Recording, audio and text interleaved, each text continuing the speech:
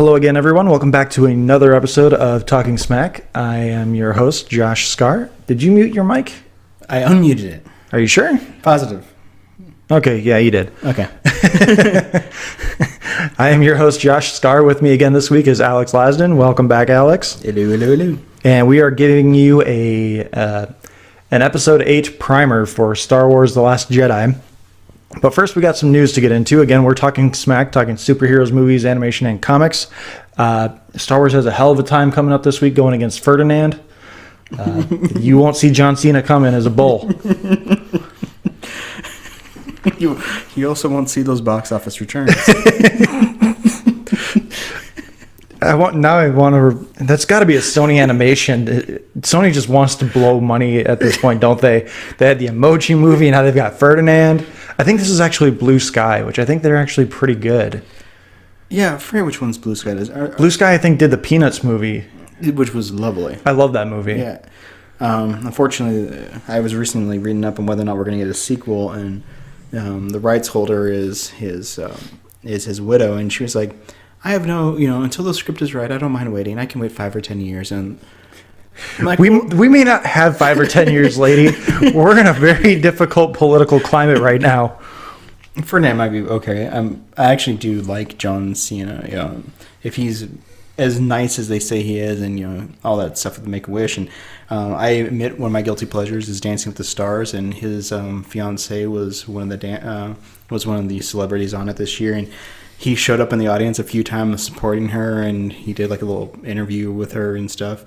And I was like, I couldn't love you more than I do right now, but you're working at it really hard. And then, of course, like when you're watching the original introduction, I'm like, I don't like this person. Who are they? Why are they here? Why are they dancing?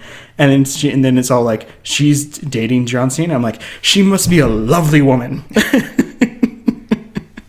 So I still can't believe that they're putting up Ferdinand against Star Wars. What were they thinking? I mean, this must be like they're hoping for the alternative crowd, the parents who have children that are under the age of 1 who can't sit through a laser movie. Yeah, I'm looking up Blue Sky's cinematography here. Yeah, they did do the Peanuts movie. They're also the people behind Ice Age. They did the Rio duology, or whatever you call a movie with 2. They also did, I believe, Epic was a... I liked Epic. I think wasn't that a George Lucas project? All I remember is Beyonce was in it. Right? That's what I'm thinking of, right? The Epic is the one with the fairies and stuff? In the midst of a fantastical war between the forces of growth and decay. Yes. Epic is actually a good movie. I like it. Just kind of sad we never got a sequel. I think it's because no one bothered seeing it. Oh, but I have the Blu-ray. Because it wasn't Ice Age. Yeah, that's true. That seems to be the only thing Blue Sky puts out that actually gets people out of their seats or out of their houses. I mean, I don't watch the Ice Age movies. I watch the first one's not bad, and then they just are progressively, like, significantly worse. Well, I only watched the supercuts for, what is it, Scrap or whatever his name is, the little squirrel thingy. Scrat, yeah, the little scroll thingy trying to get the nut. I would watch it for that because I love him. But I'm not going to go watch a 90-minute Ray Romano movie so that I can see, 45 seconds of him. John Leguizamo talking with a lisp as a sloth. I always forget that's him. Yeah. Anyway, back on topic. So, Star Wars has some stiff competition with Ferdinand. Mm-hmm. Shout out to John Cena. And John Leguizamo, you're doing fantastic. Keep acting. Apparently, you've had like a 30-year career. Keep it on. Speaking of great animations and properties owned by Disney is very soon to most likely be the ones to acquire. That's a lot of really weird pretenses that I just threw in there. Disney is reportedly acquiring 21st Century Fox properties, namely their movie division and several TV divisions like FX and FXX, which is reported to be valued at about $60 billion. Sounds about right. But Disney is also bidding, so they might be bidding on more than the $60 billion. Yeah, I don't see Disney losing this bidding war. They seem to have backed off, and then rumor was Universal took a pass at it, and then WB wanted Warner Brothers tried to get in on the action too, and then Disney just kind of swooped in and was just like, oh, hell no. Yeah. I mean, if at this point, I just kind of wonder if it's just going to become a piecemeal kind of thing. Like, we'll take back this part, other people can have this crap, but... Or I could see them just dissolving it or absorbing it into other things. Yeah. I think having FXX in their property line would be pretty great, because that's Fox's, like, AMC sort of thing. Was it they have where they Baskets? just show really bad movies Yeah. like constantly on that network. Yeah, it's either mixtures of I think FXX. I think that's Baskets, which is that guy from The Hangover who I don't like. His weird TV show, Galifianakis. With I hear Louis Anderson's is nice on that though, and they have that. I think that's where they're trying to slow kill. Always Sunny in Philadelphia. That guy moved on to there, and then every single night there's like a 5-hour block of The Simpsons, Which is amazing. I love that. I do too. The only thing that bothers me is someone pointed out that the animation, they cut the 4:3 to fit a 16:9, so everything's slightly smaller and stretched. Yeah. And now that I've noticed that, I can't unsee it. But I mean, if Disney's going to acquire it, I hope Disney does, because I would love to see what they actually could do with the Fantastic Four and the X-Men Galacticus, and how would they incorporate the Scarlet Witch, Magneto. Would they actually use him? Would they actually keep any of the actors? There's 1,000 questions that would not get answered for years. I don't think the actors would get any, unless like they're holding off on naming Avengers 4 only because they knew this transaction may go down, and Avengers 4 will end up being a big blend of the universes. But even then, I hope not. I would like to see them like fully recast, except for Ryan Reynolds as Deadpool. Like somehow his Deadpool survives whatever happens, and I would love to see if they even like maybe just move the Marvel stuff to the Fox division that they would be having, and just put Marvel in charge of all that, and like. Then Deadpool's just like, hey, how did you guys get here?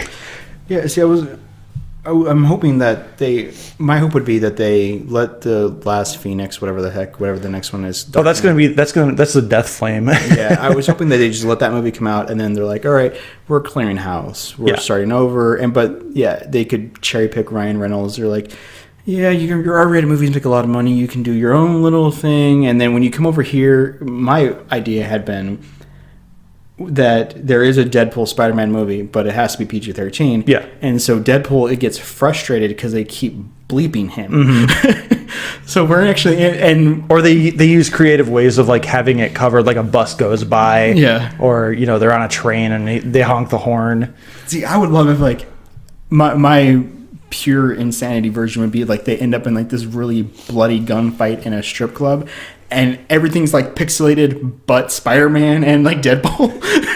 So you can't actually see anything. There's like lots of bleeps, nothing makes sense, and it's just them and like Spider-Man's commentary of, oh my god, oh no, you killed that guy. Why would you bring me here? No, cover yourself, please. Oh, I'm so sorry, I didn't mean to look. Then after like 2 or 3 minutes of that weirdness, they're outside and like Spider-Man's like yakking in a corner, and Deadpool's like, did any of that get past it? No? The MPAA? No? Okay, well, all right.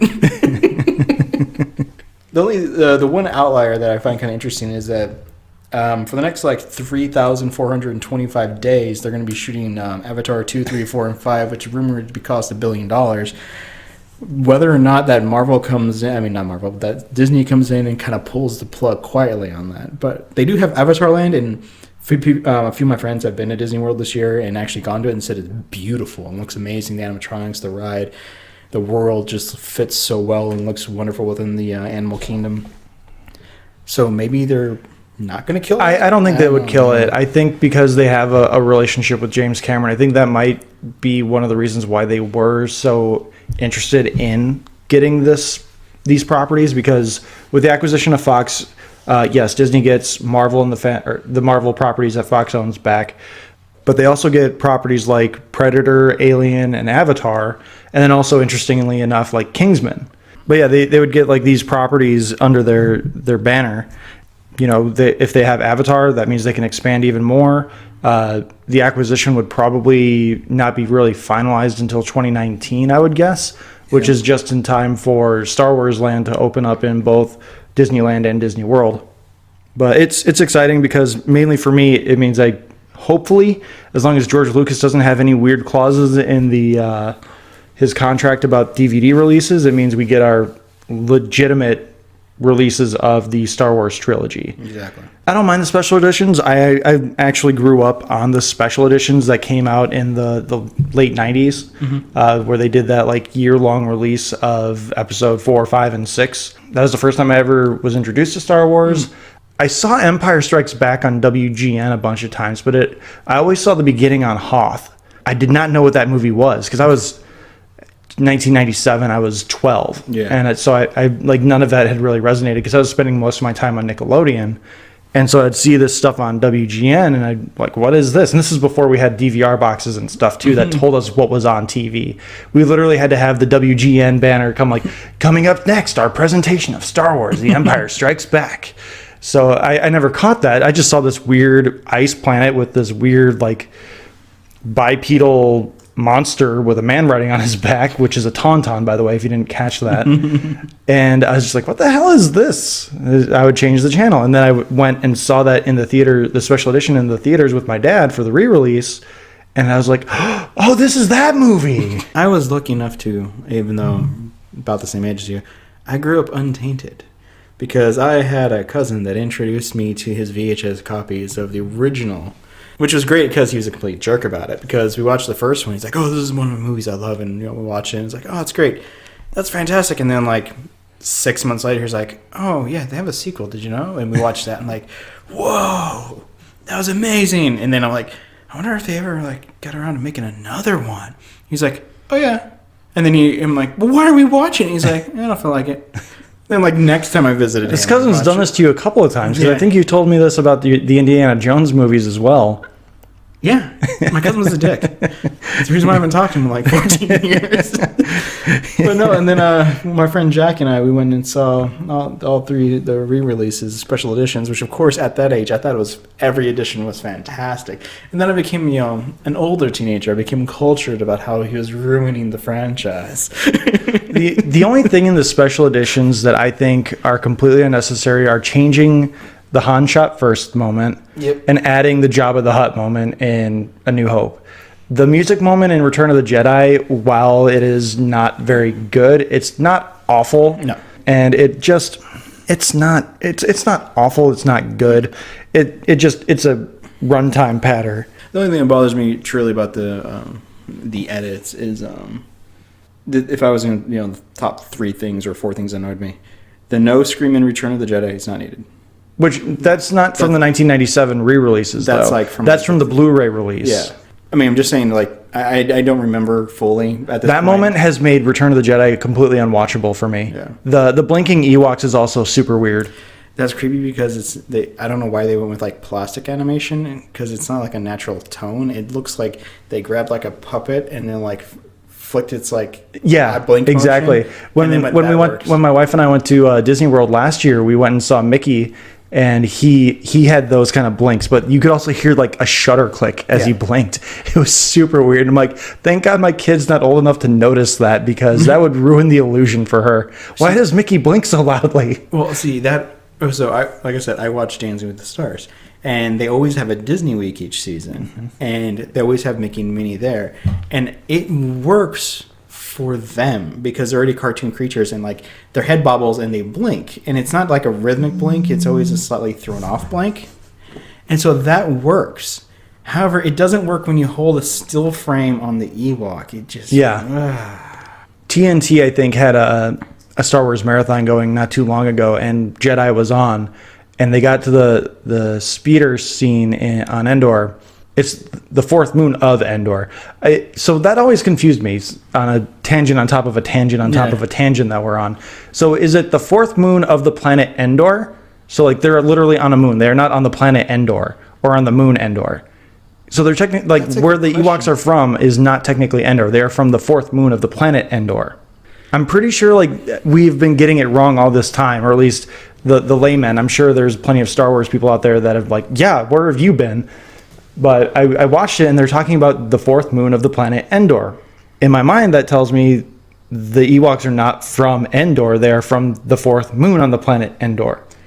Well, it just, like, how does a moon have an atmosphere and everything? Like, there's a lot of stuff in there that doesn't make a lot of sense, because that means that this was a planet once, and it got sucked into the gravitational pull of this planet called Endor, and now it's a moon of Endor.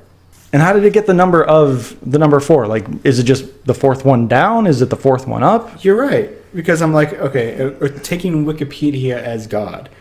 Which Wikipedia is relatively very accurate. The Empire begins operations on the moon of Endor. It ignores the primitive Ewoks.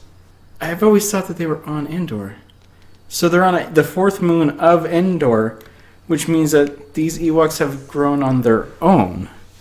So it's a weird. Maybe that'll be the Obi-Wan movie. They'll explain how the Ewoks got from the planet of Endor to the moon, or how the moon of Endor is like has an atmosphere and an ecosystem. Huh. Interesting. Uncle Owen and Obi-Wan going on their adventure to Endor, the fourth moon of Endor. It's got to be a giant ass moon though, because it looks like the second Star Destroyer, which is like supposedly 2 or 3 times the size of the first one, which was already mistaken for a moon. It's like Death Star. You said Star Destroyer. Did I say it? Death Star. There. Bad Star Wars fan. Yeah. Right. Okay. The other thing that bothers me about the re-releases is, yes, the Hound shot first. We all agree with that. The token Jabba the Hutt bad animation stepping on his tail scene. That's what bothers me about that. Like, if the animation were better on that scene, it would be fine. It fits. Yeah. It doesn't. It sets up something later. Well, the thing about it is that they didn't need to have him step on his tail. They could have showed him like with his tail curled or something, and he just kind of like brushes back. I love and hate the token Boba Fett nod of like out of nowhere they just have him walk in front of the screen and like nod to the screen like, yeah, I exist here. That bothers me, and yet I'm like, yay, Boba Fett. Yeah, well, what the hell was that? That scene was actually filmed, and they replaced Jabba over the original actor, who was just some fat dude in a fur coat. Yeah. And so like that Boba Fett moment was supposed to kind of again be more of an allusion to something coming later. Yeah. It's just the entrance into Mos Eisley. I hate that entire bit. Oh, where they're like kind of roaming through the streets, and you got the giant Brontosaurus thing, and then the slapstick crap happening. Yeah. And you can tell that is not. They didn't even bother like taking like a still reference photo of the 3 of them on the speeder. It's just like they like grabbed one of the toy sets and took a picture and went, good enough.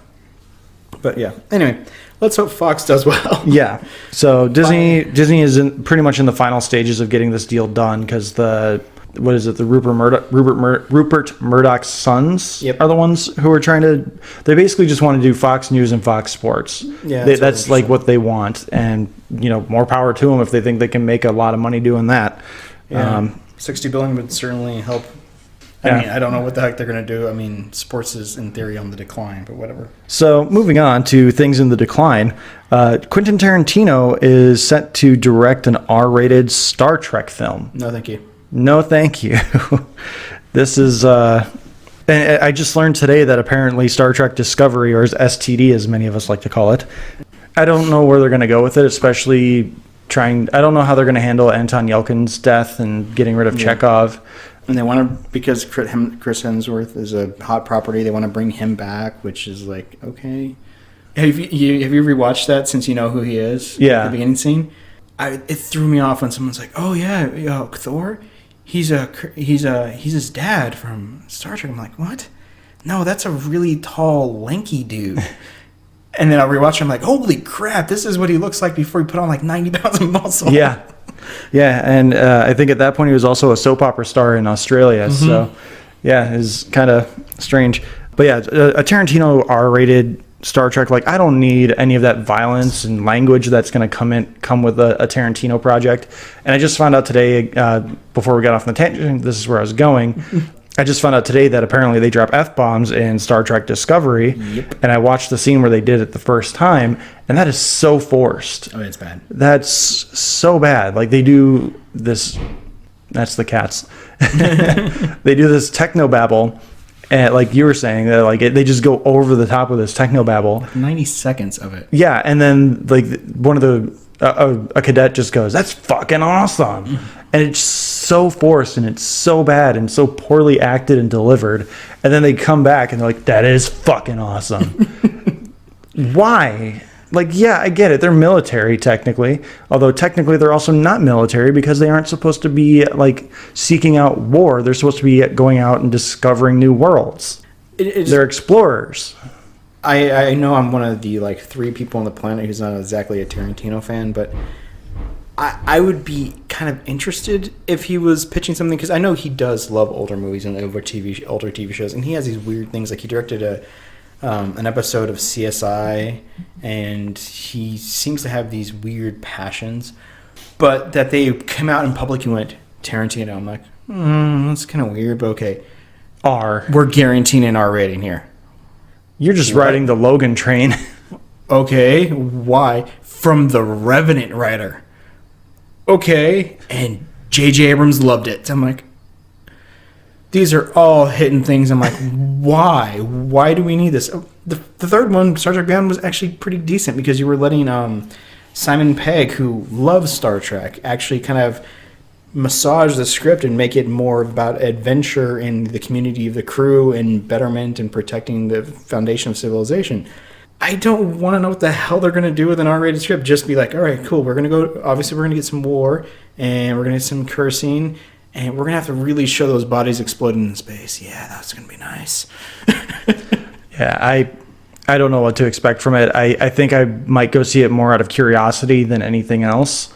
But at the same time, I'm not the biggest Tarantino fan. I did really enjoy Django Unchained.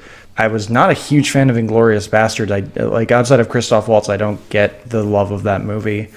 I don't really get Pulp Fiction. I don't get a lot of his stuff, and so this is not what I want to hear from my Star Trek movies. But no, I'm not the one making these decisions, and I guess because the internet needs all these R-rated things now because Logan did so well. And I think Patrick Stewart also came out and said, if Tarantino's doing it, I'd be willing to come back as Jean-Luc Picard. Like, oh, you just need to drop more F-bombs like you did with Professor X? I love Patrick Stewart, but occasionally I do kind of go like, you're in it for the money right now, right? I mean, I understand you're a guy who is enjoying this amazing career that took off in your late 40s, but you're doing this for the money. Definitely at least the Emoji Movie. Yeah. Oh, that's right. Damn it. Although he does have a great sense of humor, so I'm sure he saw he read the parts of the script that they wanted him to read, and he's like, seems like fun, sure. Yeah. Because I mean, he did stuff with American Dad. I don't know how much he still does with American Dad. No, I still watch it, and he still does stuff on it. It's great because TBS, for some reason, has given them a little bit more license to be a little more, I don't know, crass. Crass. Crude's not the right word. A little more crass. So they can get away with quite a bit more, and you can tell he loves doing that. Oh yeah. Yeah. That's one of the reasons why I really want to see some behind the scenes stuff from the original Lego movie. I just want to see Morgan Freeman read these lines. You know, it's true because it rhymes. You know, I just want to see how much fun they're having with those lines. Oh no, I completely agree. So Tarantino movie, definitely not looking forward to that. With Star Trek, if it was like just a Tarantino movie, let's see what the subject matter is. But it's Tarantino and Star Trek. I don't know if those two worlds should ever collide. Well, the guaranteed R rating thing is the thing that bothers me the most. It's like they're not even going to try to fit the universe. They're just like, we'll make the universe fit his style. Our last bit of news before we start getting into kind of more... This is the last bit of our appetizers, and the main course is coming up here after this. Jon Hamm is reportedly in talks to replace Ben Affleck as Batman in the DC movie universe. Now, Jon Hamm is a fine actor. Mm-hmm. He has a Bruce Wayne look. I could definitely see it, but he does not fit in this universe. He is a little bit more lanky. Like he can be buff, he can get ripped, but he can't get as big as Ben Affleck did. And if they throw him in those muscle suits that they had him in Justice League, he's going to look absolutely ridiculous when he's not in those muscle suits. I like Jon Hamm. I find him, to me, he's one of those actors I'm never quite sure why he didn't connect. I don't know if his agent sucks or he just sucks at picking scripts. But I like Jon Hamm. The few things I've seen him in outside of that crappy TV show that everybody gave love and attention to, but nobody watched, whatever that was. Mad Men? There you go. I couldn't get behind that show. My wife and I recently watched it on Netflix. Very well acted, but it's very Sorkin-esque, where Sorkin, like Aaron Sorkin kind of thing, where you have like this asshole lead that you're supposed to connect with, who's really kind of a bad guy. Yeah. And like the entire show revolves around him. I'm just like, I don't like trying to relate to these kind of people. I watched, I think, the first 2 seasons, because for some reason Amazon had like the first 3 seasons on sale for each Blu-ray was $10, and so I bought them all. So I bought them. And I think I have the 4th and 5th one too, because they did the same thing at once upon a time. So I'm like, okay, cool. This is an important show. I'm going to watch it. And I got through the first season and a half, whatever. And I just stopped watching because I was like, one, I wasn't enjoying it. 2, there was no plot. It would just seem like it seemed like it was a writing exercise, like as a stream of consciousness, like let's just follow every minute detail of this person's life. And I never got it. I was just like, oh, yeah, okay. and that was another thing. Like there's drama, but there's no real story. No. It's just you're watching this person's day-to-day life, and you're watching how his life unfolds while he's getting a divorce, and then how he kind of rebounds.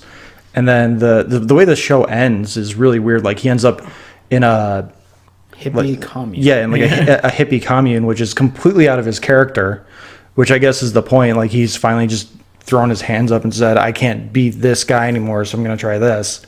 But it's really weird, and it doesn't make a lot of sense to me, but people love that show. No, I thought he was good on it. I think it wasn't Bridesmaid he was in. It was some other movie with similar writing, so whatever. He was also in like Keeping Up with the Joneses with Gal Gadot, yeah. which was fine. It had some funny moments, but among other things, like I don't buy Isla Fisher being married to Zach Galifianakis. Not in the least. Especially being like a girl next door wife. Like she's like, no, that's definitely not how that woman's life would turn out. Oh, Baby Driver. He was in Baby Driver too. I still haven't seen Baby Driver, but that has inspired a topic that we will do for another time. Jon Hamm is, among other things, I don't know why we need to keep going back to the old Batman. Push off the Batman franchise movies until after you do The Flash. Finally get a director for The Flash. Get someone who's just willing to reboot the universe with what the results of the movie will be. And make Batman younger. Like, whatever The Flash did makes Batman younger somehow. And bring in someone who's in their late 20s, early 30s.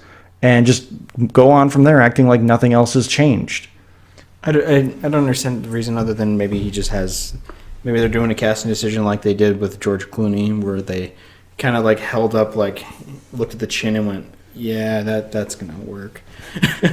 I don't know. I mean, I'll take I'll take it because I like Jon Hamm. I want him to actually have a shot at actually hitting that A-list status and actually see what kind of his passion projects would be and what he would bring to it. But I just don't get why Affleck is so desperate to just run away.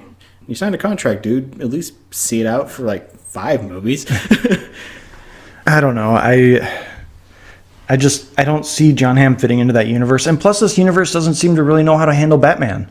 They nailed the Dark Knight Returns fight in Batman v Superman, but then in the Doomsday fight of that, he's just sitting off on the side with a grenade launcher, and then they do the exact same thing in Justice League, where he's sitting off on the side of the silo that they're in, and he's shooting a gun. Which, you know, everyone loves Batman shooting a grenade launcher and a gun. So they clearly just don't know what to do with him, especially in this world of superpowered godlike creatures like Superman and Wonder Woman. So it's just weird. Like, I think they just need to step away from Batman and let the rest of the universe kind of ride out and form, and then bring Batman into it, and maybe just put him in Justice League as even aerial support. Like, he can just call out where things are. Just put him in the Batplane and have him fly around, and then he can do some cool maneuvers like Poe Dameron. I don't know. Something. Apparently, Affleck is doing his bi-quarterly I'm in, I'm out stuff with the Batman. Moving on to our entree here, we have a couple of new trailers that we're going to talk about. I'm going to flip this on you just because I feel like the first one I have listed is probably a more in-depth conversation. Yep. The first trailer we're going to talk about is Alita Battle Angel. I honestly thought this was a sequel to Final Fantasy The Spirits Within through the first like 15 seconds of the trailer. It's heavily CGI'd. The character animation fits pretty well with what was done in there. Just obviously looks like improvements. She's just not as pale. And then the rest of the trailer unfolds, and it's interesting, but at the same time, it's like, I've already kind of seen this in Ghost in the Shell. Right. And then the animation becomes a video game, and it's really hit and miss. And then there's one scene in particular in the first half of the trailer where the Alita is on a motorcycle with some guy who, I'm going to get into this in a little bit, but she gets really clingy with really fast in the trailer. But they're on this motorcycle, and his hair is kind of swooping in the wind. Like, you can tell his hair is pretty heavily gelled because nothing else is moving. Yeah. Or they've only got fans on like the lower half, and that's all that's blowing. But her hair is like staying perfectly still. Yeah, and I'm just like, hopefully you fix that in post, because not that everyone's going to notice, but that's pretty bad considering you're supposed to be on a motorcycle going pretty fast. No, this is James Cameron's long gestating. I don't know if it's a passion project or not, but he's talked about it off and on for like the last 20 years. But he's never found the time or impulse to do it. And it's based off of a manga anime that only had like 12 issues or something like that. But he loved it and fell in love with it. He fell in love with it and wanted to make it, and he bought the rights. And he's gone through like, I don't know, dozens of versions of the script because he's talked about making it many times. And then I don't know what happened. I mean, I guess Avatar took over his life, or there's a scripts right issue coming up where they're finally going to expire. But it seemed like out of nowhere he went, oh yes, Robert Rodriguez is the man for this, and gave it to him. And I don't know what the heck I'm looking at.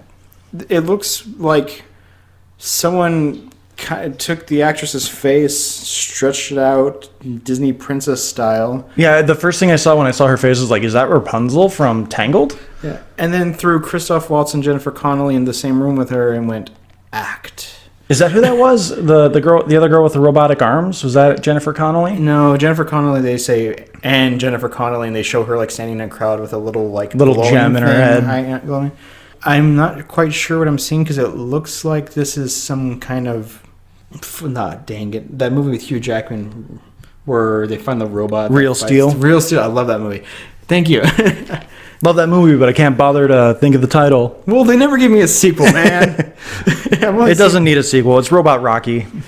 And it was fantastic. It was. It was actually very enjoyable. And they can bring back Carl Weathers for the second one. Is he still alive? The actor is still alive, but he's not alive in the Rocky universe. That's why we have the Apollo Creed son. Really good Creed movie. Like I just recently watched that for the first time, and holy crap, that movie was really good. Well, yeah, I mean, and that's the thing. They've waited so long. We can get Michael B. Jordan in there. So I'm looking at this going like, we've seen this. It's the whole find a robot. Find a robot that's not quite working, bring it to life, fall in love with it, let it explore, and then other robots try to beat it up. I'm like, I don't know what I'm looking at here. It's relatively similar. It gives me vibes of like AI, artificial intelligence, because I guess they're trying to raise some kind of philosophical point as well, because you hear Christoph Waltz talking about how this is just a body. It's not inherently good or bad. The rest is up to you. And I guess she's supposed to go out and try and find her memories because she was just this discarded robot corpse in the middle of a junkyard, and Christoph Waltz rebuilt her, and she's like, oh, I'm sorry, I don't remember you. Am I supposed to know you? And he's like, nope, this is the first time we're ever meeting. I don't know, it just seems odd, and I don't fully understand what they're going for with this story, which, I mean, that's kind of the point of the trailer, is to build intrigue. I hope they fix a lot of this in post, because I get that they're kind of going for an Avatar thing where it's kind of a big blend of a CGI world with real live actors. There's some really bad CGI moments in this, but before I forget, I do want to get into this. There's a scene where she's looking at this guy that she meets, who looks like Dylan McDermott, but I'm not sure if it is him or not. I don't think it is. She's talking with him, and I guess she's already fallen in love with him in the 5 seconds she's met him in the trailer, and she's just like, I would give you everything. And she pulls out her little metallic heart, or not her not so little metallic heart, and she's like, I would even give you my heart. And if I were him, I'd be like, whoa, lady, back off. We just met. Of course, we don't know where this is in the trailer, within the movie, but in the trailer context, it seems like they just met. And that's just really creepy. That's beyond the Disney, like, we just met, we should get married. Like, she's literally handing him control of her life in that moment, and it's just, what now? Apparently it's a dude named Quinten Johnson. But also, so we know that Francis is also in this movie, also known as Ajax, and so is Jackie Earle Haley. Apparently, I'm assuming those are jackholes that are trying to capture her, just based off the casting. Yeah, I'm sure Ajax is the big robot guy that she grabs his throat joint thing. Holy crap! This is a Fox production. Oh, so Disney will own the rights to this soon. Rumor is $200 million budget. Holy crap. Well, if it's a James Cameron project, even though he's not directing it. They're going to lose so much money on this. Yeah. I mean, and it's coming out in July, too. July 20th. Yeah. Oh, hey, just in time for my birthday. I won't go see it. I might. I'll probably go see it. We'll need something to talk about in the podcast. Yeah, I don't know what they're thinking releasing this in the middle of the summer. July 20th is typically a Chris Nolan movie kind of deal. So there's some really nice shots, but there's also some really bad shots. And like there's a really weird scene where she's like fighting someone and like they shoot tentacles at her, metallic tentacles. Yeah. And it just like the CGI just looks bad. Like it looks Neo and Matrix Reloaded bad. Well, the thing that bothers me about it is that, Avatar is almost 10 years old now? Mm-hmm. And it is 10 years old. Oh, Came out in 2007. Oh, okay. I haven't watched it in the last 2 or 3 years. I mean, I would watch it every once or twice a year at first. And I just remember there's one part in that movie. So he was very, very intelligent when he made that movie. I know a lot of people trashing out. But he was very intelligent in that he kept the Avatar world and the human world apart. And that when he was in the Avatar world, it was that video game kind of beautiful cutscene, glowing stuff, cool. And then, of course, there was the human world. And they only intermingled at that last scene where, that he's dying in the little pod thingy. And then she goes in, rescues him, puts the mask on, and she picks him up. That would have completely destroyed the emotional resonance of the movie if Cameron hadn't nailed the blending of her size and her CGI to his body, to however he did. Because he did a lot of stuff. I mean, yes, it's a lot of green screen, but there's a lot of props, a lot of stuff moving. And there was that scene where she picks him up and puts a gas mask on him. I mean, the face mask on him. And it doesn't break the reality because he blended it just enough. 20 seconds into this trailer, I'm out because she looks so bizarre. Like real doll matted with a little video game rendering, and all of a sudden crystal clear. And her mouth is super small too. Yeah, it's too bizarre. And I mean, obviously they're going to fix it. They have 8 months to do the production and get it all smoothed out and corrected. Was immediately that uncanny valley real doll look threw me out, and I'm like, I don't think I want to see another piece of this trailer. One of my favorite comic creators on Twitter. I think it was Jonathan Hickman. It's either Jonathan Hickman or Charles Soule, but I'm pretty sure it's Jonathan Hickman. Tweeted out a picture of a sex doll who looks identical to the main protagonist of this movie. That's creepy. And it's just like, oh my god. Moving on, we also have another trailer, which is a much more notable trailer, in my opinion, the Jurassic World Fallen Kingdom trailer. One, just to get it off my chest, this trailer did absolutely nothing for me. It was a very bland and very uninspired trailer, in my opinion. For the way it opens, you have an innocuous record player going, like you have the needle going onto the record, which that could be any current movie right now. That could be from the Silver Linings Playbook guy to just an indie movie to whatever. So you're already like, whoa, what movie is this?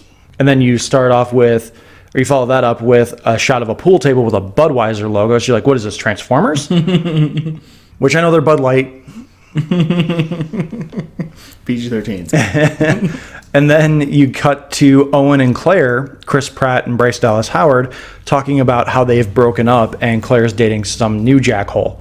Like, oh yeah, that's what I want in my Jurassic Park trailer is relationship drama.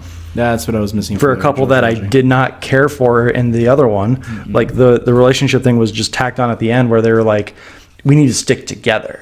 And then they hold hands like, oh.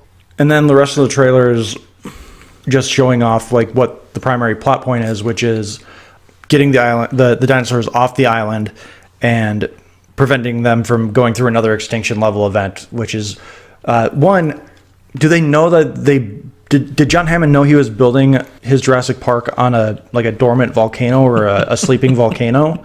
And two, if he didn't, this is a really convenient plot point that, all of a sudden there's a volcano on Isla Nublar and we have to go get all of these dinosaurs off. And now it's a race against time movie instead of just like evacuating movie. There's one part of the trailer that actually really works for me.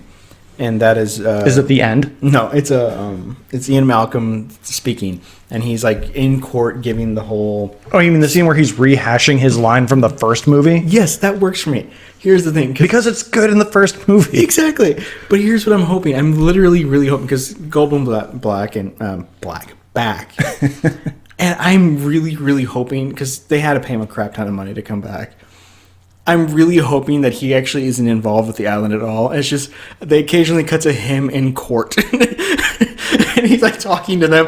And it's like this super weird, like, oh my God, Jeff Goldblum's back. What's he going to do? Is he going to be on the island? Is he going to revisit stuff? Because, he was the best part of the second movie with the whole like, oh yeah, now it's all ooh and ahs. But then later there's running and screaming. 100%. That courtroom scene with Goldblum is either the very beginning of the movie. Yeah. It's either literally we open in the courtroom, which they did not learn their lesson from Iron Man 2 because people do not care about congressional hearings, or it's the very end. Like it's one or the other. It's not anywhere in between. See, here's the thing that bothers me: is this movie is literally the second Jurassic Park movie, because the second Jurassic Park except movie, with the volcano. Well, no. I can explain what the volcano is. The second Jurassic Park movie starts with a courtroom scene, remember? Chapter 11, they're taking him through. He's no longer the majority owner, and now it's placed with somebody else. And it also ends with the court thing of the whole, like, the island is now a preserve and being protected. So, that covers Jeff Goldblum. Here's the other thing. This movie is about capturing the dinosaurs to protect them, and that means they must hunt them down. The second movie is about protecting the dinosaurs from being captured and hunted down.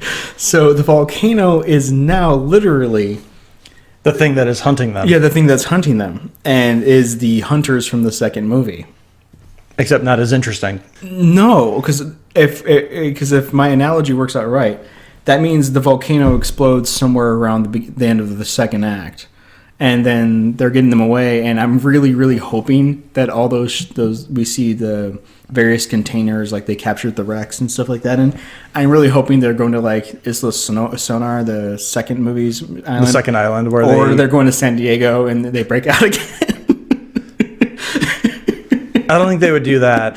It would be fantastic. I think that's the number one thing that I want to know is like, where are they taking these dinosaurs? Mm-hmm. Because they have acknowledged that they are pretty much ignoring Jurassic Parks 2 and 3, which I can definitely understand 3. The first 2 acts of Jurassic Park 2 are solid. They're good. But then when you get to the T-Rex running around San Diego, it becomes a very different movie, and that kind of ruins it. But at the same time, it's like, yeah, this is kind of what would happen. Yeah, if I remember correctly, I had heard some interview somewhere where they actually were talking about Jurassic World, and like he was filming like Schindler's List around the same time. He was working on post-production, I believe, for Schindler's List. He basically was kind of like remote directing, like he'd be like, yeah, this angle is what I would do, sure. And then, like, you look at the dailies and go, that looks like me. Or something like that. That's what the rumor I heard, which would kind of explain why, he's in the middle of this emotional movie. And then he would just go, like, we're in what's our runtime? 73. We need to get to, 102 minute? I think I can film a T-Rex for 30 minutes running around. Let's make the big 76 Let's have him drink some chlorine water out of a pool. Yeah, eat a dog. But they, among other things, they were talking about how they're putting a huge emphasis on puppeteering and bringing back practical effects for these movies. I could not tell you a single shot in that entire trailer that was likely practical effect. I think I could notice a few, and one of them I'm pretty damn sure is the T-Rex in the cargo container. But then again, it's not moving. But so that would be easy to puppeteer. And there's 1 or 2 shots with that some large raptor-like thing in a room filled with lava that's coming out of like a tube that looks like it. Yeah, it's like I forget. It's Obrionics or something like that. Yeah, one of those two looks. Blue still doesn't look right. I mean, he looks better, but that could she. Sorry, you're right. They specifically make sure to point out that Blue is a she. Which that's another thing. Like, what kind of plot point is Blue going to be having? Because they make a very specific point to mention, like, oh, Blue is still on the island. Are you going to let her die, Chris Pratt? Among all of the dinosaurs that he wants to save, like, why is Blue more special? Which reminds me, there's another weird thing that bothers me. I don't understand why they show Blue as a baby. I mean, is it to make you like, oh, he raised her? Yeah, we got that in the first one. He specifically mentioned it like 6 times. But because now we've seen Blue as a baby, we're attached. I'm attached to Blue because Blue was badass. Blue rode a T-Rex and into battle. Don't remind against me the about that Indominus Rex. shit. Blue looked at him. So stupid. Matched him in the eyes. Let him take off that little trip container thingy that was on his head. That little was camera. Them. Yeah. His GoPro. Yeah, his GoPro. He hopped up on the T-Rex. He fought the Indominus Rex. Stop reminding me of that.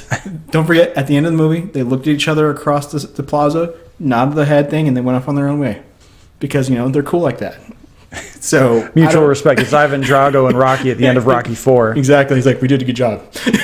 If you can change, and I can change, and he can change, we can all change. Shut up, Blue. It's not what I want in my Jurassic Park movie. God. That's so staying in. I'm now picturing the... was it Jurassic Park 3? The Velociraptor goes, Alan! I'm now picturing... Alan! We can change. You can change. We can all change. Or maybe that's what Dr. Grant blew to them in the little voice box thing that he 3D printed. That would be fantastic. So, yeah. Trailer's not good. Yeah, Jurassic Park trailer, it's very whelming. It's not overwhelming. It's not good. It's just there. I was whelmed. Yes, exactly. So, in the last bit of news before we start our primary topic, which our primary topic is actually going to be shorter than our news segment, I think. Yeah. There's been some really bad news being sent around about Rian Johnson saying that his trilogy is not going to take place during the Old Republic. Mm-hmm. He was specifically asked, "Are you going to adapt the Knights of the Old Republic?" Yep. Which he took literally, and he said, "Oh, they love Knights of the Old Republic. I played that game when it first came out, and it was like, God, I loved it. Yeah, that's a fantastic game. And I understand it. The instinct to automatically go to something that you know and love that you've already seen. To me," Ryan continues, "what's really fun is the notion of what new stuff are we going to see? What new stories can we tell?" He doesn't completely discount that they're going to go to the Old Republic. All he says is we're not doing the Knights of the Old Republic. I basically, that's the way I interpret it, is that he played that game and then he's like, yeah, that's great, but I'm not making that. I'm not making a video game movie. I'm not making a trilogy off of a video game. No, and Knights of the Old Republic is a really good game. Knights of the Old Republic 2 I love. I know some people bash it, but I really love the Old Republic MMO. I still play it occasionally. I have a few maxed out characters on it, and they continue the story of the Knights of the Old Republic. They bring back Revan. They do a lot of the stuff with the holocrons. They aren't afraid to show you that their Republic has a lot of dark side too. Like one of the darkest stories is if you're playing the Trooper storyline, which is a Republic storyline versus the Sith Empire storyline, and there's a dark side storyline, and they aren't afraid to shy away from those things. And you make some really weird decisions with it. But I didn't take his thing of saying like, nah, screw that, that's not canon. I'm going to do my own thing. To me, it just is like, yeah, I'm making movies. I mean, he didn't deny that it's going to be old. Yeah, it's going to be the Old Republic. He didn't say it's going to be in a future story. He just said, yeah, it's a good game, which it is. And if he wants to take the bare bones of that and rip it apart and make it a trilogy, fantastic. If he doesn't, okay.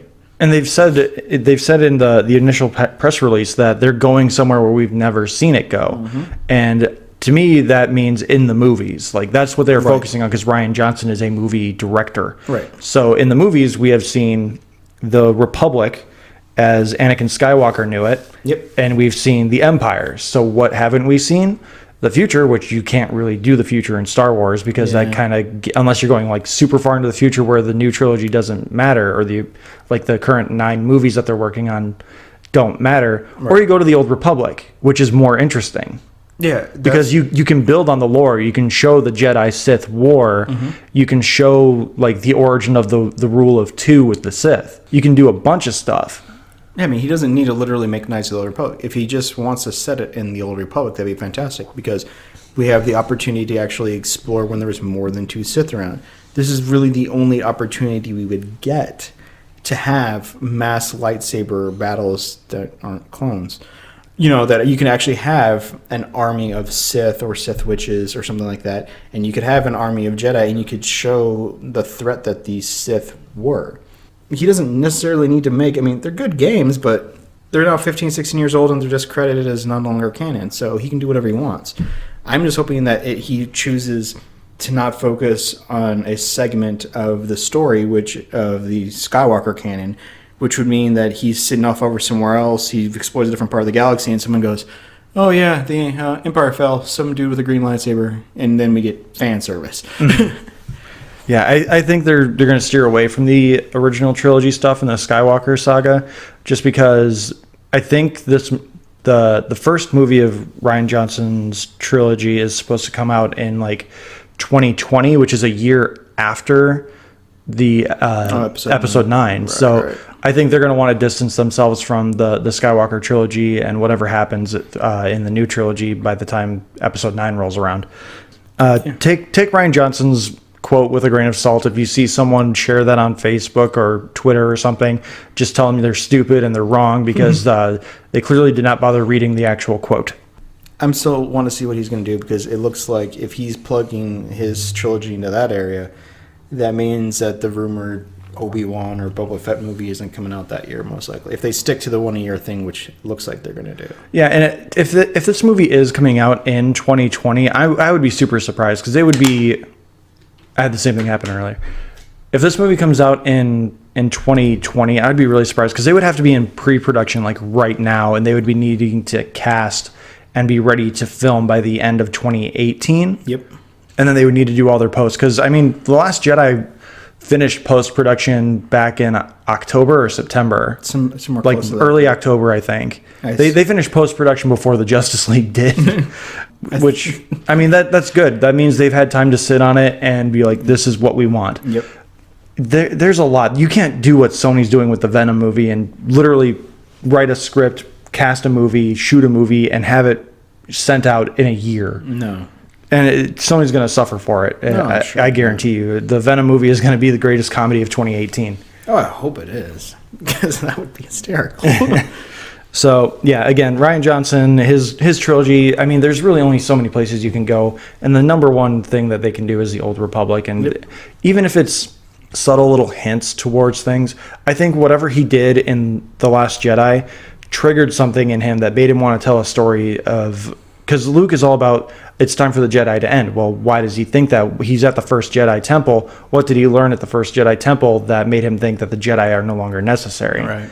Because I think it's just I think it's a paradigm shift. I don't think that he's necessarily saying the light side needs to go away. I think he's saying the way I was taught by the Jedi and the way that the Jedi were teaching my father and all that is wrong. We need to change some things. We need to shift and do some strategery. Yeah.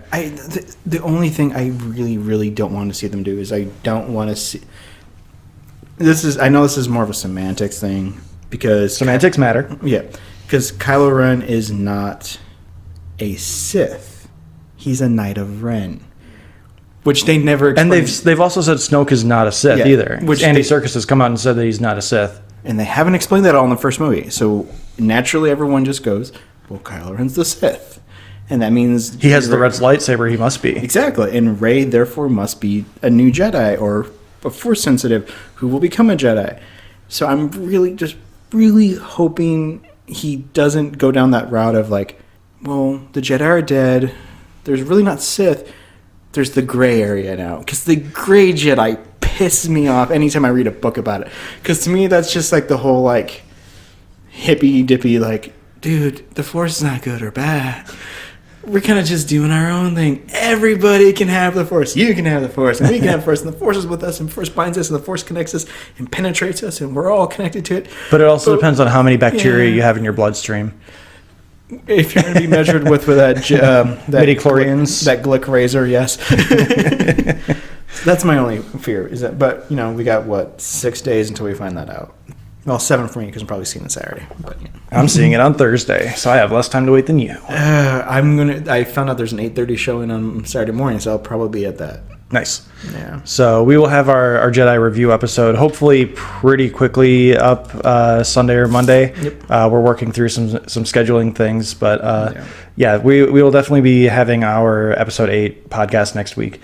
So moving on, our main topic for this week, which again is going to be very short because the news took up a lot of our time, and we're just going to kind of revisit episode 7, The Force Awakens, kind of talk about how we feel about it 2 years later, kind of project where we think episode 8 might go. And then if we have a little bit of time, maybe we'll talk about some of our favorite theories that have happened. Yep. But we'll see what time does for us. So I went back and I watched The Force Awakens, I think last week or 2 weeks ago. And I think it actually holds up pretty well. There's some filmmaking and movie-going stuff that bother me, mainly the Rathtar scene. That scene is absolutely unnecessary. You could have changed, why have the guys from the raid in there other than to be eaten? Why not have them chase them? You guys have the droid that Kylo Ren is looking for, and then you just have them run around. I don't care if it's Scooby-Doo. Yeah. Just have them run around, have a blasters fight, and do something with those guys. Don't just have them be cannon fodder for these giant roly monsters that don't belong in a Star Wars movie. That whole scene was just pointless because, and again, all it did was serve up the whole point of Rey being able to time the door to cut off one of the tentacles, and she runs up to Finn and he's like, "Did you see that?" She's like, "Yeah, that was lucky." I feel like that was the entire point, was to set up that joke. Yeah. And then it also sets up them getting on the Millennium Falcon, which again you could have done by having those guys from the raid hijack Han's ship, and all of a sudden they have to get away. Oh, well, we have the Millennium Falcon. That scene could have been done 100 different ways, or it could have been cut completely. And Han could just be like, "Hey, I got the Falcon back. Screw this hunk of junk," and he goes. Yeah. So there's a bunch of different things that could have been done with that. The other thing that really irks me is there's the scene in the battle outside of Maz's place where the X-Wings come up in that really cool scene where they're flying just above the water. God, I love that. That is a great shot, and that is it's an amazing shot. Yeah. Yeah.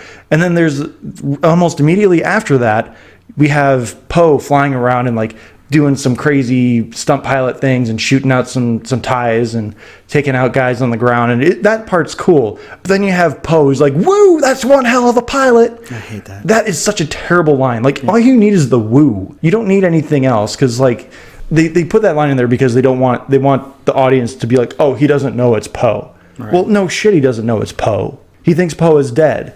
And so all you have to do is, when they see each other for the first time, and give that big bro hug on the tarmac of the new Rebellion base, he recognizes the X-Wing. He's like, "That was you?" Yeah. That's all you have to do. It's a dumb line. And it bothered me. It bothered me when I saw it.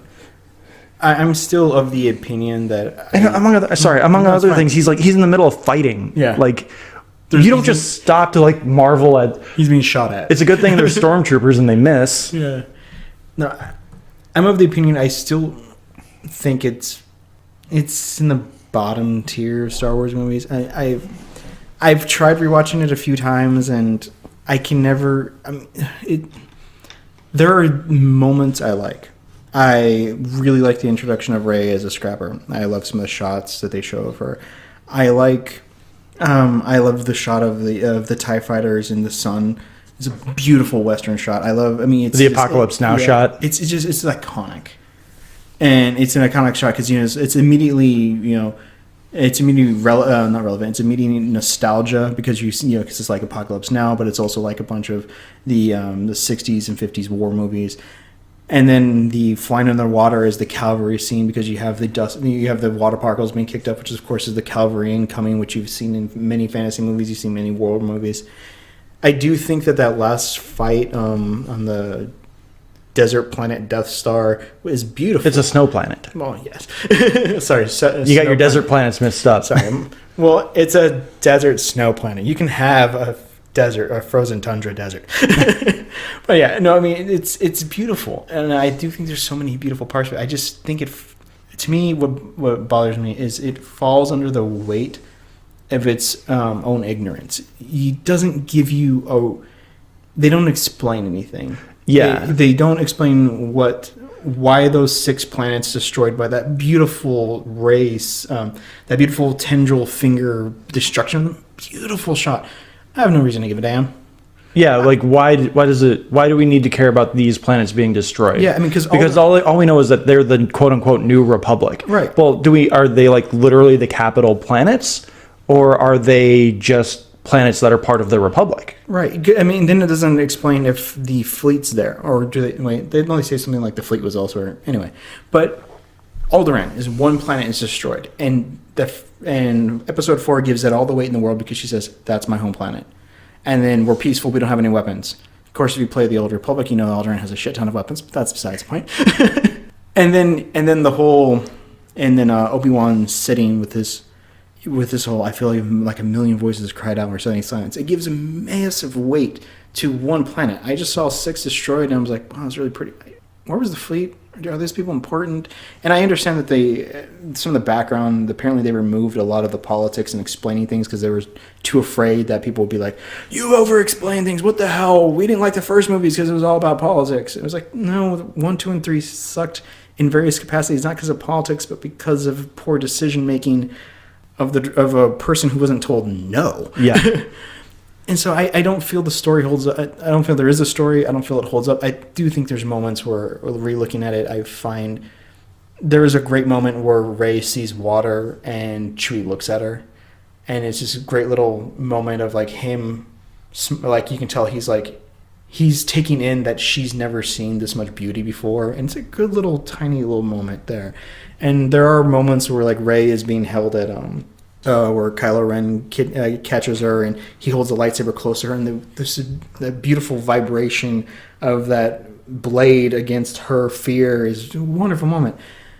But it just, to me, if it still falls apart in the third act. I can't stand the third act. Basically, from the moment Han walks out onto that death bridge, the death bridge, is when the entire movie still falls apart for me.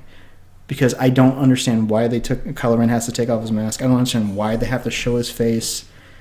Because that, to me, we were talking about when I saw the original Star Wars movies. If I had known Vader was a chubby, pale dude, I would not be intimidated by him at all. And, well, actually, he showed his face before then. He showed his face to Rey, but that pisses me off in its own manner. I'm thinking about, the little tweaks that I would have solved that is that he shouldn't have taken off his mask to Rey. He should have just done some more Force stuff on her, and she's like, I gotta get out. And if he's, yes, reveal your face to your father, but don't show the audience. Harrison Ford's actually a good actor. Let his moment carry, and you can hear his natural speaking voice. That would have been fine. And then the whole fight scene, the planet literally saves his ass. It's like, our villain should not be saved by the planet. That moment is a bit too symbolically literal, where there's a literal divide that comes in between them. Yeah. And she saves his, and that saves his ass. That pisses me off because it's like the plot literally gives our villain an excuse to live, because she was about to whip his ass. I mean, I do have a little more sympathy for him because I was on the hate train, basically walking out of that movie like Kylo Ren's a wuss. I understand people are like, well, he just got shot, yeah, and he just fought a stormtrooper, yeah. Still lost reaching for the Force of a lightsaber to a newbie who didn't even know what the Force was 13 seconds ago. I don't hate it as much as I used to. I just don't think it holds its own. I think there's too much given from our love of the original trilogy and the hope that the next movie would save it.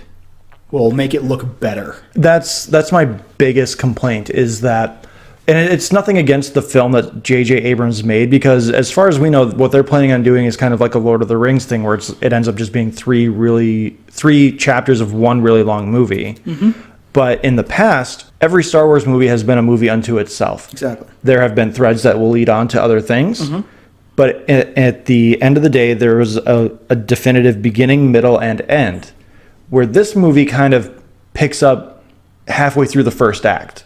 Like, we get Luke has disappeared, and there's a new republic, and Leia's looking for her brother, and all these things. And then we get Poe on not Tatooine talking with some guy who never gets named, played by Max von Sydow, whose name is Lor Santeca. But in the movie, he has never been named. Huh. All we know is that he's some guy who has a map to Luke Skywalker. Okay, well, who is this guy? Why does he know so much about Luke? And then Kylo Ren shows up, pulls the most badass moment in Star Wars history, which is stopping the blaster in midair. That was badass. That's an amazing moment. Mm-hmm. Lor Santeca and Kylo Ren kind of talking, and Lor San Tekka gives some backstory, like, oh, well, they know each other, but how do they know each other? Too late, he's dead. So there's a lot of stuff, because again, there's a middle and there's close to a beginning and close to an end, and there's a definitive middle, but there's not enough fill to kind of give you the beginning and the end. I've been weighing this thought in my head that the movie should have ended kind of similar to Empire, where all we get is Rey and the Falcon going off. We don't get to see her get to the island. We don't see her with Luke. But at the same time, one, that pisses a lot of people off because we don't see Luke.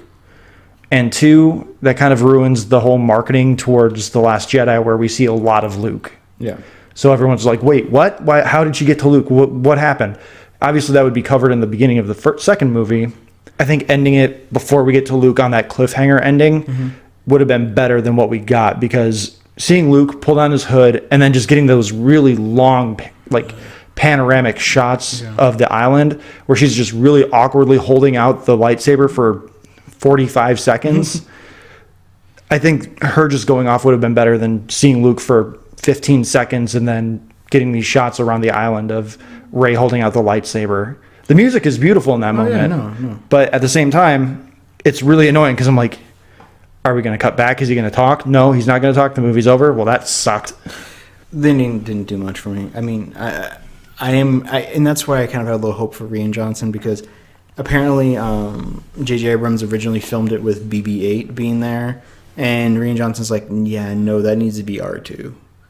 BB-8 belongs to Poe, and R2 belongs to Luke. Why would R2 not go with a Chewbacca?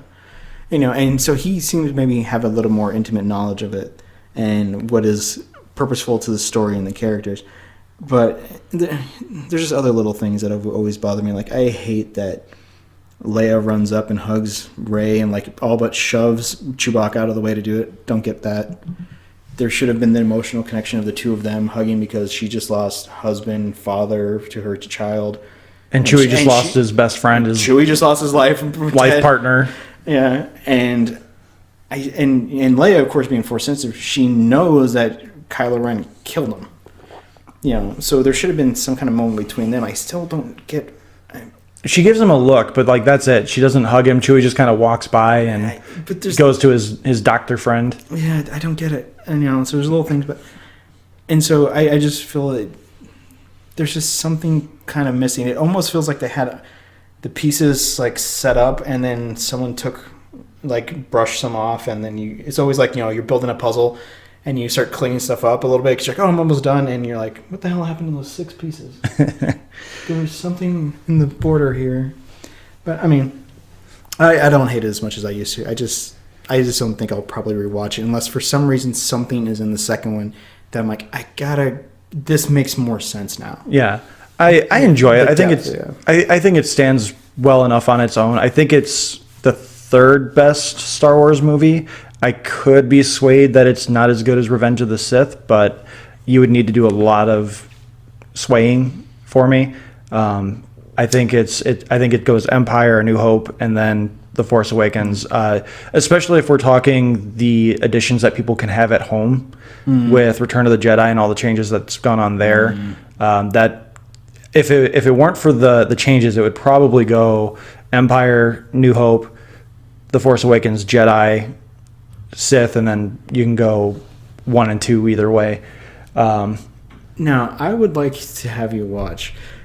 I think we talked about this before. I don't think you've never watched the Topher Grace cut of 1, 2, and 3, have you? I have not. No, I've heard about it. You have to find it. Isn't it he made to like a 3-hour like single movie? Mm-hmm. Yeah, basically what it is that the title he actually has mind you, this is someone who put together his notes, because he obviously he can't release it because lawsuits, but he does some editing. He edited himself, and he has the person's notes of somebody who watched and screened it and like wrote a detailed message. But basically it starts with a title scroll explaining the first movie basically. And you see and they keep the lightsaber battle at the end of that one.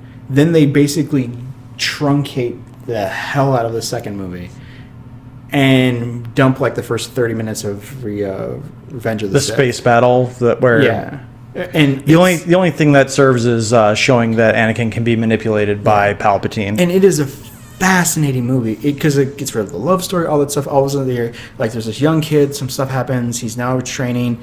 He's in love with this woman, and she's pregnant. It makes way more sense. It changes a lot of the dynamic, and it actually makes it. I'm not sure if it makes Revenge of the Sith a better movie, but it sure as hell makes 1, 2, and 3 better films. Because then of course the viewing order would be you watch 4, 5, the Phantom edit, which I think is what they called the Topher Grace cut, and then you watch 6. And so it's like, I'm your father. What? Oh. Because then it cuts out your father was already a great pilot when I met him. Yeah. Which, because it makes it seem like he just found this kid, and yeah, he's a good pilot. Turns out, because he's a Jedi warrior, Yeah. I will still maintain to my dying day that the first 15, 20 minutes of Phantom Menace are a fantastic Star Wars movie. Oh, it is. The scene where you get the weird, I don't even know what, praying mantis kind of ship that lands on the Trade Confederation ship, and then you get the Obi-Wan and Qui-Gon in the room. They're sent to be ambassadors, and they're Jedi. Yeah. And they're like, oh, well, gas them out. And that whole sequence, one, it shows off the technology that George Lucas helped create to make those scenes work. And it's great. You get Qui-Gon manipulating the lightsaber to melt the blast doors that they're blocking them in. I think it's a great opening sequence to the movie, and I think that's really what sucked me in, because when that movie came out in 1999, I was 14. I was going on 14, and I had my sister take me to the theater since I couldn't drive, and I sat through 4 viewings of that movie. Wow. Because I enjoyed that opening sequence and the final fight so much. Yeah. Basically, people around our age unfairly bash the 1, 2, and 3. I know people who are a little bit younger than me that would defend them greatly, and I've heard some really cool arguments. I still can't buy a single one for the Clone Wars. No. I mean, I can't at all buy a single argument for the Clone Wars. The Yoda thing. Attack of the Clones. Oh, sorry, yeah. The Clone Wars movie was pretty bad, too. Sorry, the Attack of the Clones, right? But one I still think mostly holds up. I mean, outside of the Jar Jar stuff, if you could get rid of the Jar Jar stuff, I think 1 would be slightly better. Yeah. It does change a little bit of the lore, especially making Anakin a little kid. Yeah. And then adding in immediately adding in the cheesy love dialogue with "Are you an angel?" And for some reason they can buy him but not his mom. That's always weird to me. Well, they say in the movie that Qui-Gon will trade him the pod racer for Anakin and his mom, and then Watto says no pod is worth 2 slaves, so he's basically hamstringing him, even though he's not willing to negotiate. And then Qui-Gon does what every good Jedi does and cheats at the game so he can get Anakin.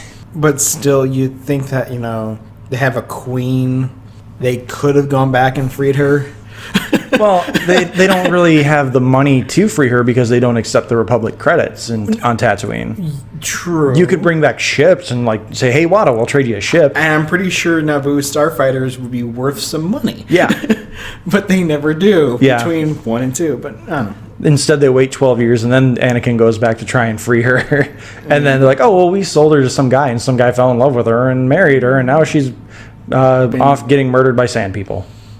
I'm sorry, Tusken Raiders. Sand people is insensitive. Yay. That's fine. I mean, obviously we have different opinions, but yeah. And again, everyone definitely views The Force Awakens differently. It's a very divisive Star Wars movie. For the most part, a lot of people who enjoy Star Wars can agree on what's a good Star Wars movie compared to what's a bad Star Wars movie. Yeah. But the Force Awakens has left a lot of people kind of in the middle. And that's not a bad thing. It gets people talking. So I enjoy it for what it is. I think it could have been a lot more. Yeah. I don't know what the production process was, but I think it does leave something to be desired, mostly definitely from a cinematic standpoint. From a Star Wars standpoint, I would like to have some of the gaps filled in, why are these planets that the First Order is going to destroy, why are they so integral to destroying the New Republic?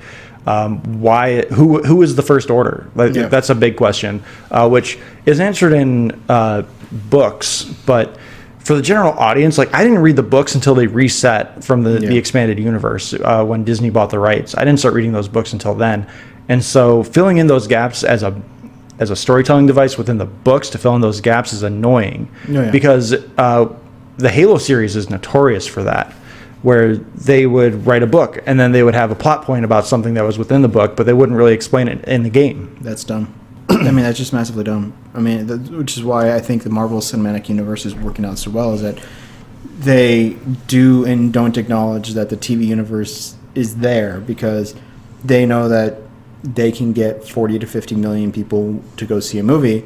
They can get 1 or 2 million people to watch an episode. And they can't rely on supplemental sources to have you understand something, because if you have to leave the theater and go, what the... Because, I mean, as much as I know some people would freak out and love it, I mean, if Jessica Jones and Daredevil suddenly showed up in Avengers and were fighting next to him... Daredevil would be just as useless as Hawkeye. Exactly. I mean, if they suddenly showed up and were whooping ass, the first 10 rows would be like, yay, and then the next 40 rows would be like, what the... Okay, who's she? Is that Black Widow? No, that's Widow. Okay. How is she so strong and so much smaller than Black Widow? And then a bunch of phones start coming up and people are like typing. The theater becomes lit by cell phone screens. Yeah, I mean, they have to acknowledge that, they've established the relationship and characters throughout the movie. So I read a lot of the extended universe when it was originally out. I have no interest to start over. Explain it to me in the damn movie. You literally have my $10 and 2.5 hours of my life. Make me buy the DVD or find a reason to rewatch it.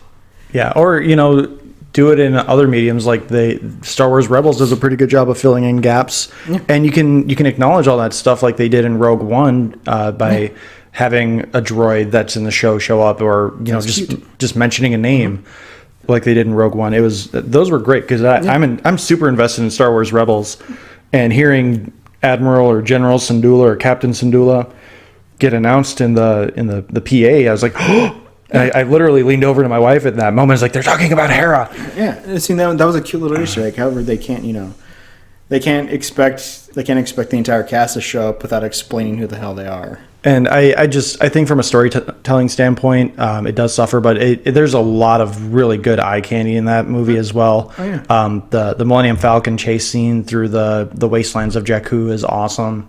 Yeah, diving through the engines of the Star Destroyer. Diving through the engines, and then like the gunner gets jammed, so she has to like kill the engines and just kind of free fall to line up the shot for Finn, which is fantastic. Yeah. Escaping through the Star Destroyer with Finn and Poe, where they like blow up the inside of a hangar bay. That's cool. Yep. And there's some fan things that bother me too. Like they're really prominent, like the Harry Potter series, where they're just there to like give the fans a chuckle. Those sort of things bother me. They're relatively to a minimum. Yeah. And they hold up. Like certain ones hold up, like the BB-8 thumbs up thing. That holds up. The BB-8 thing holds up, but the way Finn does it, like that doesn't hold up to me. Like it's a very like it's weird to say, but like the way he's like holding the thumbs up and like stressing it to the droid. Yeah. If it was just like a quick like thank you, yeah, like that would have been a lot better than him like holding his arm out and like shaking it and just going yeah thank you so much, and then they cut to BB-8 and he does the quick thumbs up. And then the one that doesn't hold up for me is the stormtroopers coming around on patrol while Kylo Ren is having one of his fits after finding out that I think it's BB-8 got away. The stormtroopers come around the corner on patrol and they see like the sparks flaring out, and that's a funny moment, especially since they stop, but then they turn around and they like, we'll come back later. That moment doesn't hold up well for me. So that holds up well for me. The part that doesn't hold up well is when they're running. He's like. And they're running away, and Finn's like, well, what about that ship? That ship, that's a piece of junk. And then it's this Falcon, and it's like, it didn't work for me in the movie. Well, watching the first time, and then rewatching it doesn't. Because, if it's a piece of junk, but it magically still works, and magically several times throughout the movie, you fix it immediately, it's like, okay. it works. It's a piece of junk, but you could have taken it apparently at any time and left this godforsaken planet. And she even mentions that it hasn't flown for years. Yeah, it hasn't flown for years. I don't know. That moment holds up for me. It just doesn't, because it's way too fan servicey. It's like they're running and like they're gesturing off screen, and then they pans and everybody's like, oh, yeah. Yeah. Well, I mean, the way it happens is Finn's like, "What about that one?" Yeah, and she's just like, "That's a hunk of junk." And then they show the one that they're running towards gets blown up, like the hunk of junk will do. And then they cut back and you see the Falcon under the tarp. But it is also still the hunk of junk line is just lifted from the fourth movie. Yeah. Yeah.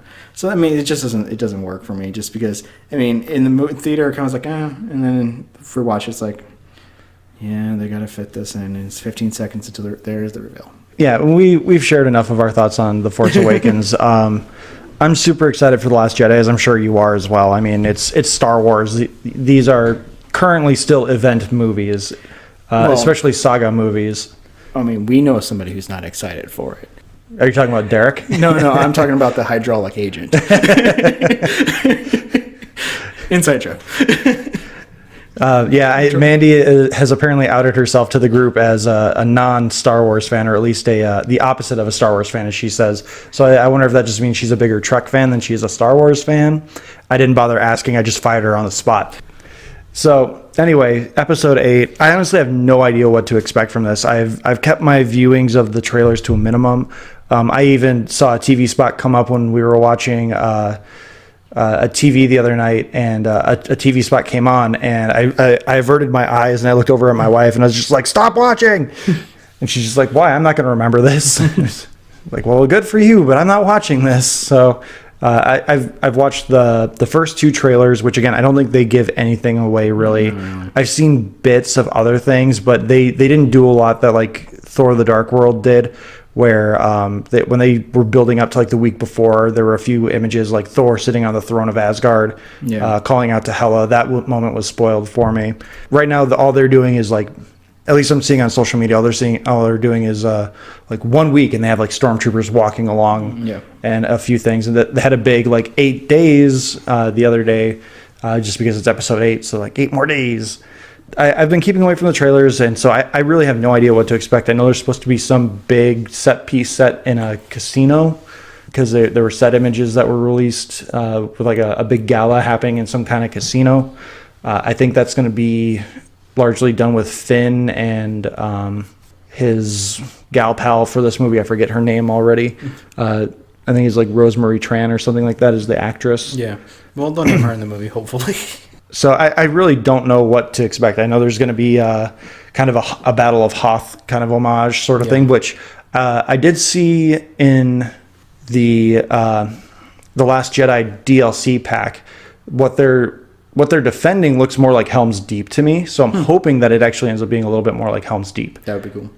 Because everyone's expecting Hoth. So what do you do instead of Hoth? You do Helm's Deep. Any thoughts for you on The Last Jedi? No, I'm just really hoping it's good. The anticipation is mounting. I even took the day off of work so I could like mentally prepare and watch the Force Awakens, kind of refresh one last time, and get some dinner and then head to the theater and just enjoy it. And all the crazy amount of trailers that are dropping that will be attached to it. No, geez, yeah.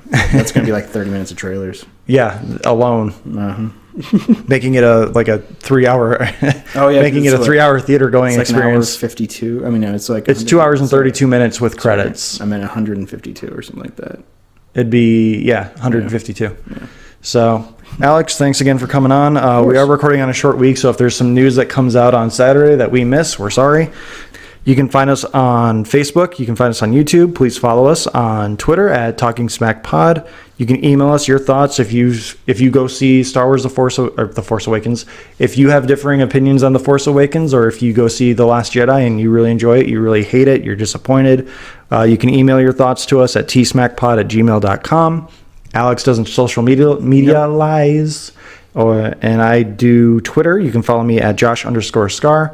Thanks again for listening, and thanks again for coming on, Alex. And I'm really butchering this ending.